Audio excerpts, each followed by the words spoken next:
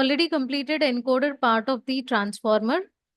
So here we'll see the decoder part, which is present in the right side of the transformer model diagram. The decoder is responsible for generating the final output sequence, such as translated sentence in a machine translation task. It works by processing previously generated words to predict the next word in the sequence.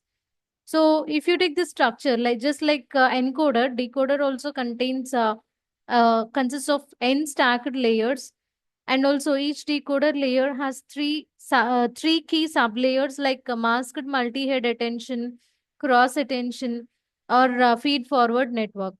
So here step one is shifted target sentence as decoder input. The decoder does not receive the full target sentence at once. Instead, it gets a shifted version of the target sequence. So here the first token is considered as a special token, that is start,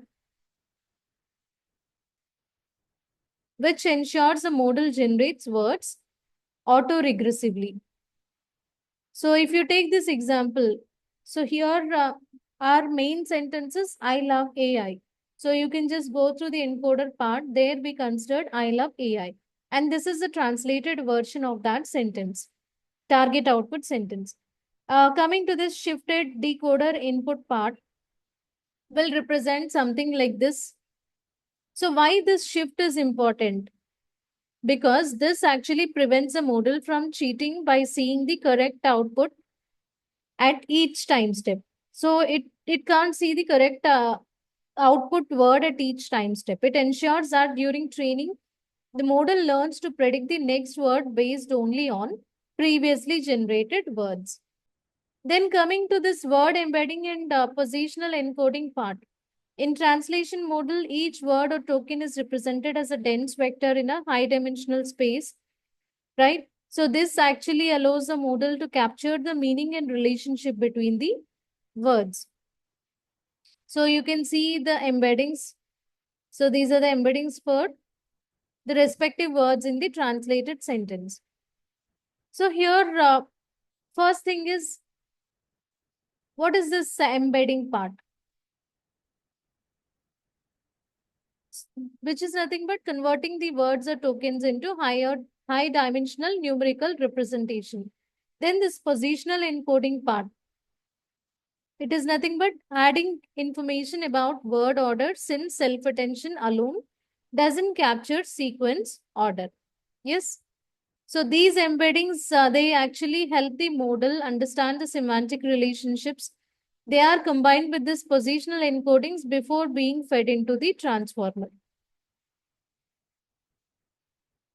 Then step 3 is masked multi-head self-attention, which is a crucial part in the decoder of a transformer model, where the model generates output step by step while ensuring it doesn't look ahead at future words. Then what is self-attention in this? So this self-attention, it allows the model to determine which words in a sequence are most relevant to each other. And also each token attends to the previous tokens to decide how much attention to give. This one, self-attention part.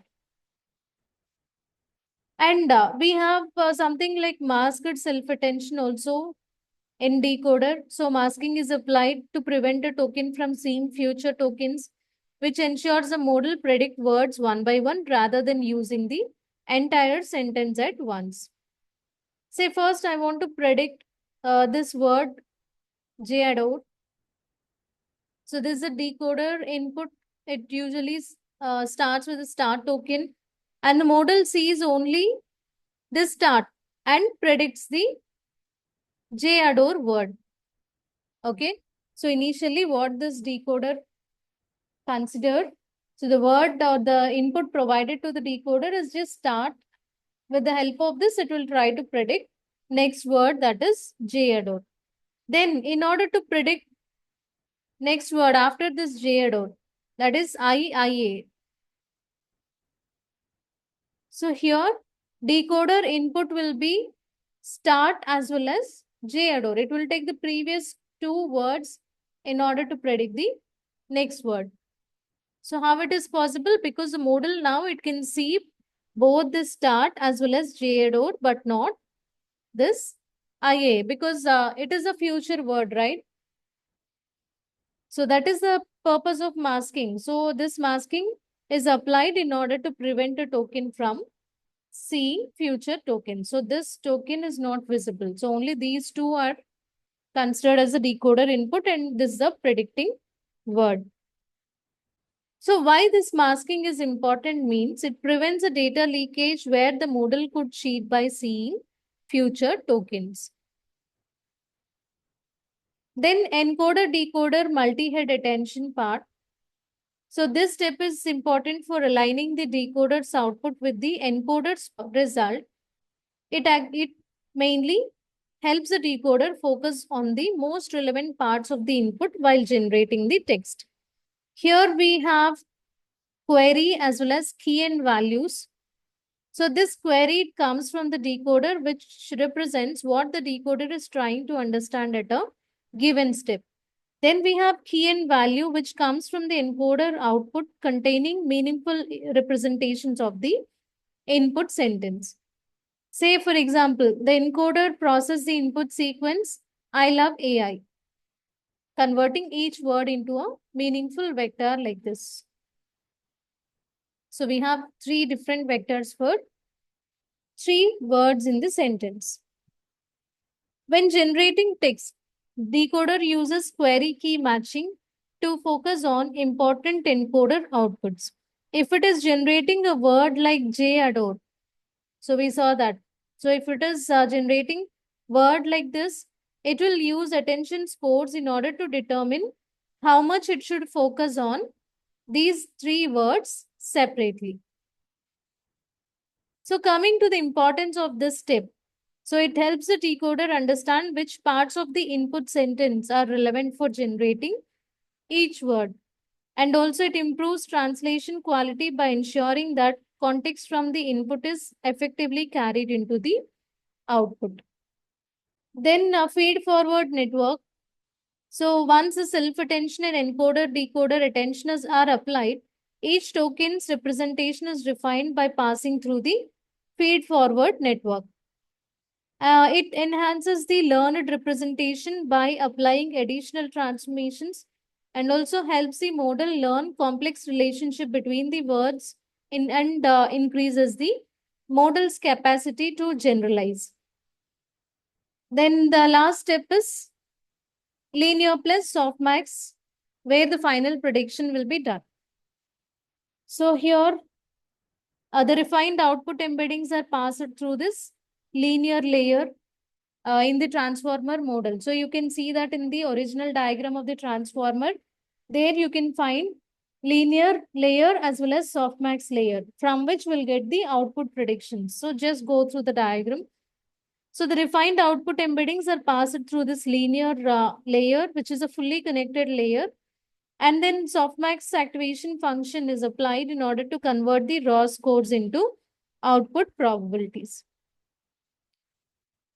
So you can see this softmax is, function assigns higher probability to the most likely words. So here the top predictions are given like this. For the word J, probability assigned is 0.95. So highest probability. Whereas for the word adore, again highest probability compared to remaining words. And for the French word, third word, again highest priority compared to the remaining words. So the word with the highest priority is chosen as the predicted word. So for all the English words in the sentence, these are identified as the predicted words with the highest probability. And alternative predictions have lower priorities or lower probability. You can see them, but still represent potential options. So they are just considered as an options, but they are not the actual ones as they are having lower probabilities. So this feed forward network enhances token representation, whereas this linear and softmax layer ensures that the decoder selects the most probable words. And the probability distribution helps the model generate fluent and meaningful translations. This is a simple introduction about the components present in the decoder. So we can see all these things in detail in the upcoming videos.